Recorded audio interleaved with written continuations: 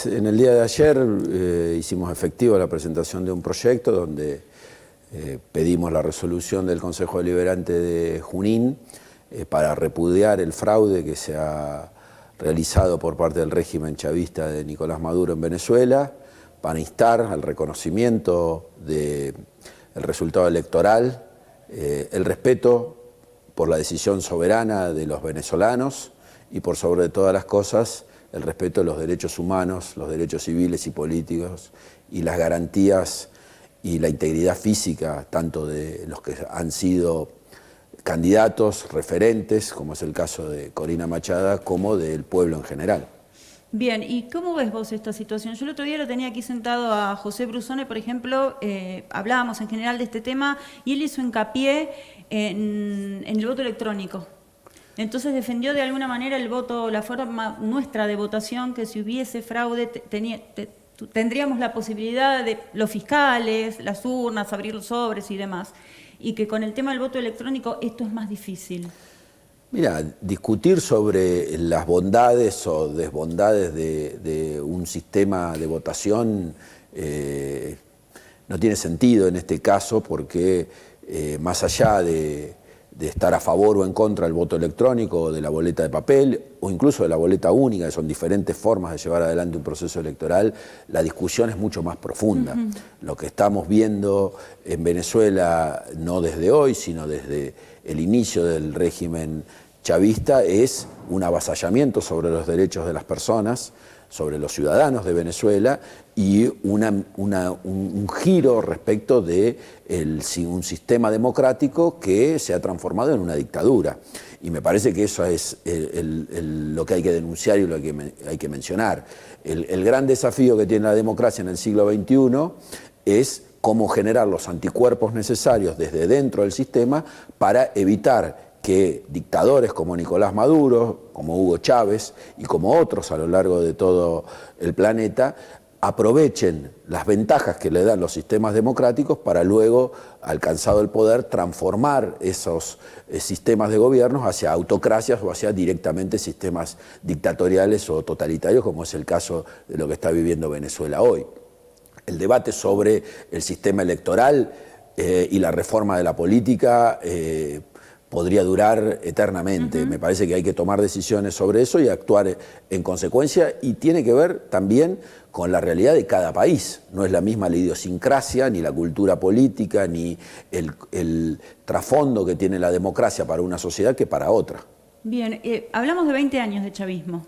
Exacto. En Venezuela. Llegaron al poder mediante el voto democrático. Así es. ¿Sí? Como acabas de decir vos. Y con los años se fue transformando en una dictadura hasta ver lo que ocurrió el domingo pasado. Esa es mi opinión. ¿Sí? Que hablamos de, bueno, el mundo habla de fraude, de un supuesto fraude por parte de Maduro.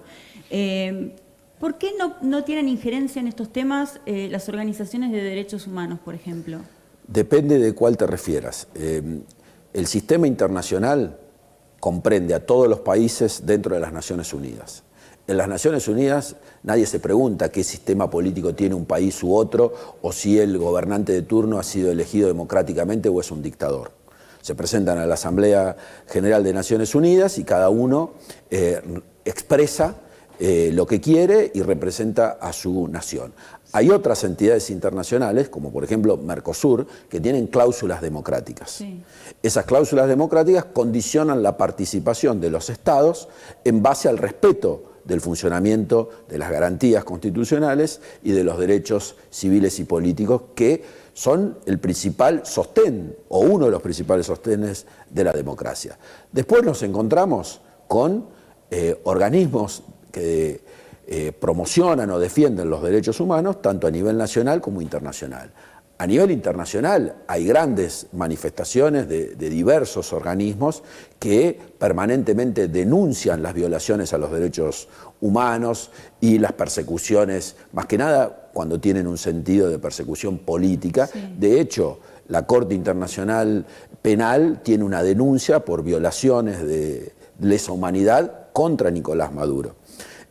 Si vos lo llevás al plano estrictamente local dentro de la Argentina, me parece que es un silencio que aturde el hecho que los organismos nacionales, con la implicancia que tiene una elección para América Latina de esta magnitud como Venezuela, por la relación que tiene la Argentina con Venezuela, no solo de los últimos 20 años, sino una relación histórica, te diría, me parece que es necesario una expresión y una manifestación en repudio al fraude que se ha cometido y también al respeto de los derechos de los venezolanos. Si no lo hacen es porque hay una tremenda hipocresía de parte de muchas de estas organizaciones que están cooptadas políticamente y te diría ideológicamente por algunos partidos políticos o por algunos liderazgos a nivel local que son funcionales a dictadores como Maduro.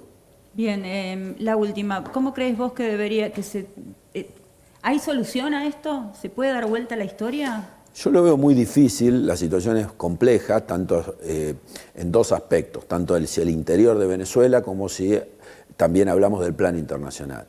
Hacia el interior de Venezuela, en primer lugar, porque más allá de lo que hemos visto respecto de la represión, la persecución, las detenciones de opositores, candidatos, incluso creo que en el día de ayer Corina Machado denunció públicamente que teme por su vida, su seguridad y la de su familia. Todavía hay un amplio sector de la sociedad venezolana que apoya el régimen chavista de Nicolás Maduro y él tiene los resortes del poder, controla las Fuerzas Armadas, controla el Tribunal Electoral, controla la justicia. Y me parece que si no hay una reconversión del apoyo popular respecto de la denuncia del fraude y de la denuncia del régimen, va a ser muy difícil que él salga de ese lugar confortable en el que está, más allá de la crítica tanto interna como externa, y reconozca que su ciclo ha culminado. En el aspecto internacional es aún más complejo, porque no hay injerencia de terceros países sobre las cuestiones políticas de los estados, y además, por lo que te mencionaba, Maduro está denunciado internacionalmente como un violador, como un dictador y como un violador de los derechos humanos y por crímenes de lesa humanidad, lo que ocasionaría que en el caso que abandone el poder pueda ser enjuiciado por la Corte Penal Internacional o en el también supuesto caso que abandone Venezuela podría ser detenido en cualquier país del mundo salvo que vaya a algún país aliado de los del régimen chavista. Así que yo veo muy difícil la situación.